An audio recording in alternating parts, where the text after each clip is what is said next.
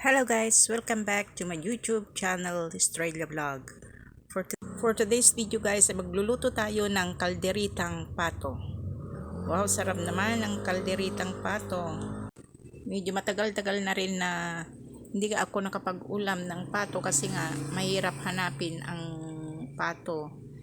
Kadalasan ng mayroon manok. Alam nyo ba guys na ito ay masarap ulamin pero mahirap linisan. Ayan o. Buhay po lang, tinatanggalan mo na ng balahibo. Kasi nga doon mo siya hiwain at tanggalan ng dugo. Ayan, pagkatapos nating tanggalan ng dugo, ilubog na natin sa mainit na tubig.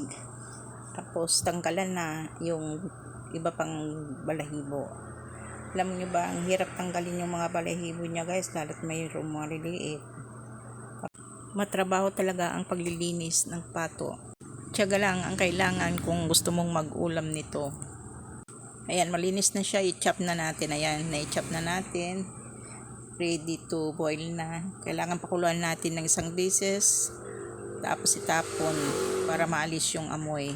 Tapos magigisa na tayo ng luya, sibuyas, saka bawang.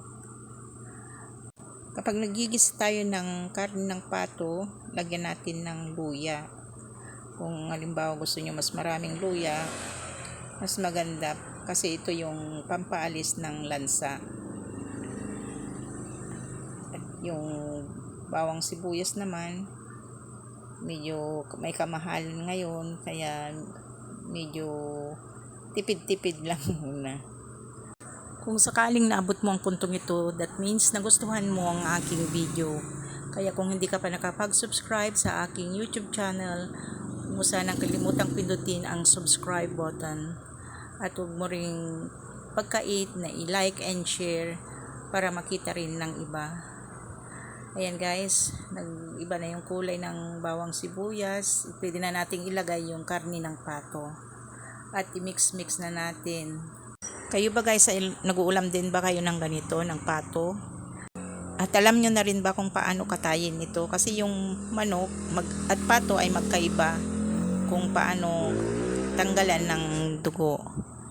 Yung manok, salig natin siya ginigilitan para maalis yung dugo. O kaya lumabas yung dugo niya. Pero sa pato naman, sa may kili-kili niya.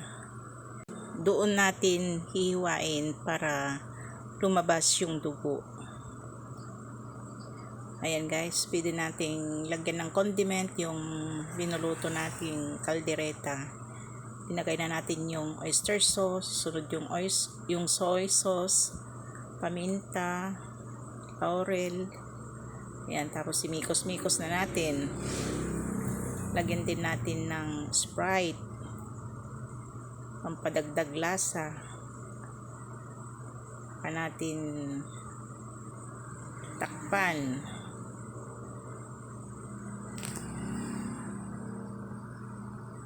Ayan, hintayin nating maluto o lumambot yung karne ng pato. Pagkaraan ng ilang minuto at natuyo na siya, pwede na nating ilagay yung patatas saka yung carrots.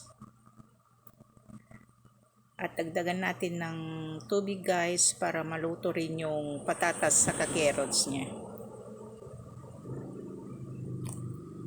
Mas masarap guys kung malambot na malambot yung kalderetang pato. Hindi makunat. Kasi mahirap nguyain. Parang hindi mo siya nalalasahan ng gusto. Kaya yan. Dagdagan natin ng konting tubig para lumambot pa siya. At maluto yung gulay niya. At pagkaraan ng ilang minuto, ayan, ilagay na natin yung bell pepper. Kasi yung bell pepper, madali lang siyang lutuin. Thank you for watching again guys. God bless everyone. Bye-bye.